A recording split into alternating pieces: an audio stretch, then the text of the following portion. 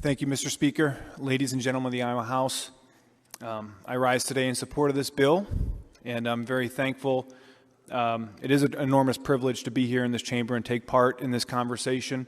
I feel this is one of the most important conversations I've been a part of as my tenure as a legislature.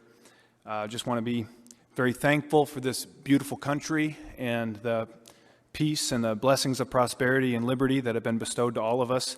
It is a very tremendous privilege that we were born in America. And as has been brought out today, we still have a lot of systematic challenges that despite all the blessings of liberty that America has given us, there's tremendous room for improvement. And it isn't difficult to look back just at decades ago and see things that are abhorrent today.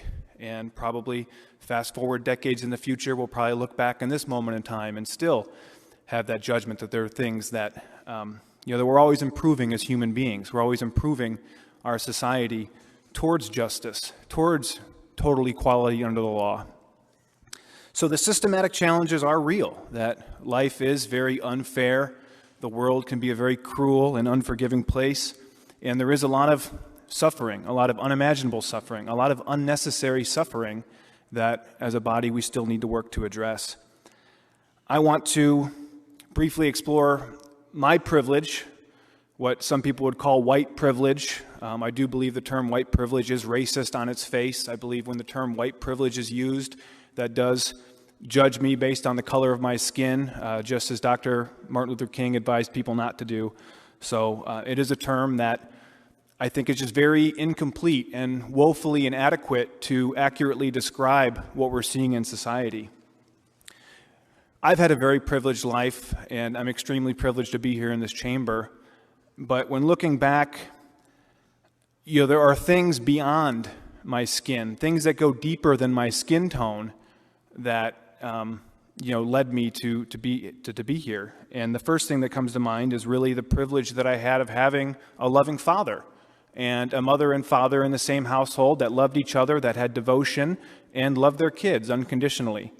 Because there were a lot of times in my life where I made mistakes, got into trouble, and my father was there for me, and it would have been a lot worse had he not been. And certainly that my father was able to put in the very long hours working so that he was in a position to help further my post-secondary education, or that he was in a position to help when I got in trouble at school or needed some additional help or guidance in life's difficulties. So I don't know if my privilege is so much a function of my white skin tone as much as it is just having a loving father, someone who is present in the home to be with me through those experiences. And this is very interesting because statistically speaking, members of the minority communities, the Black and African American communities, are less likely to have the presence of a father in the household. And that's not a privilege that's really being adequately explored, in my opinion. There was a prominent African American a couple years ago, met with President Trump. His name was Kanye West, and they had a meeting in the Oval Office. And Mr. West discussed that his perception of the black community, that not having enough fathers in the household was causing a lot of economic disparity. And he went a step further to surmise that perhaps policies of the federal government relating to welfare and that actually contributed to the lack of fathers in the household. So this was a very interesting conversation, a very interesting moment in time when a very prominent black African American was talking with the President of the United States about very sensitive issues. And he was called mentally ill. He was called an Uncle Tom. He was called the worst names imaginable for even having the conversation. And that obviously stifles the communication. And why? Why was this man treated so shabbily for trying to engage in these important conversations? That was something that was really just, curious to me. And there are lots of other vectors of intelligence a lot of other vectors of privilege to explore, because each of us are privileged in our own way. Some people are more intelligent than others. There's IQ privilege. There's geographic privilege. For instance, I already mentioned we're just so lucky to be born in America. That's a privilege that we have over people who were born in other countries. Right now, there's a lot of geographic privilege. Iowan children are especially privileged because they have the privilege to attend school in person. That's a privilege that children in other states don't yet enjoy. Is this being addressed in these critical theories on how these other vectors of privilege do play out in a person's life. So there are a lot of privileges we need to explore, and these are very important conversations we need to have.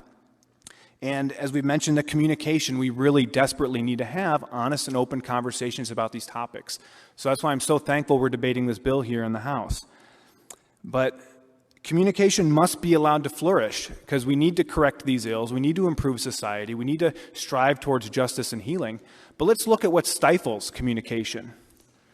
What stifles communication is blanket accusations of racism. When someone says, you're a white person, so I know you're racist, and by denying it, you're proving that you're racist. Very difficult to have a conversation with that person. Very difficult. Very difficult to have a conversation when there are large groups of people threatening violence, which is something we've seen. So the communication is extremely important, and I hope we can keep as much open and honest communication as possible. And the reason why I think this bill is very important is because ideas have consequences. And we saw this last summer when at the Capitol, Black Lives Matter rioters came here. I use the term rioters because they were advocating violence and destruction. I understand that's not representative of the entire black community, but the people who were at the Capitol were clearly advocating violence and destruction, so I label them rioters. And I had wanted to communicate with them. I wanted to talk. I wanted to understand their anger. I wanted to empathize with their concerns because, as we mentioned, there's a lot to dive in there. And it was very difficult because as I stood there, I smiled, and that was offensive. They didn't want to see me smiling. I said, I'm smiling because I want to offer friendship. And a big old white guy said, I don't want your friendship. I want to body slam you. It makes it very difficult to have a conversation when that's the type of rhetoric that activists are using. And again, so this is a white guy. He's very privileged, big old belly full of privilege this guy had, and he's threatening violence on legislators and doing so thinking that he's advancing some sort of common good.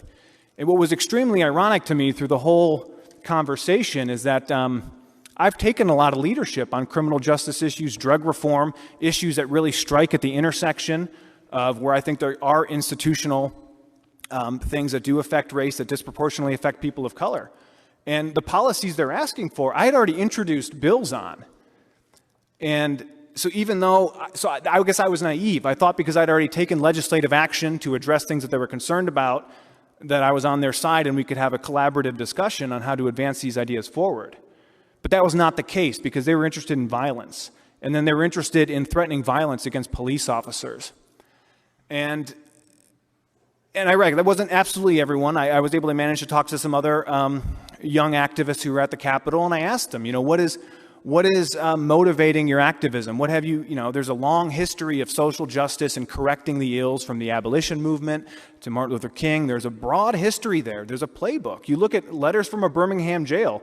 Martin Luther King spells out there's a 4-step process to correcting social injustice. And I asked them, have you read this? And they weren't interested. They knew a lot about white privilege. They knew that I was a racist, but they had absolutely no idea on letters from Birmingham jail and what Martin Luther King had specifically laid out on how to correct these injustices. The playbook's already been written, and that's why it's so important.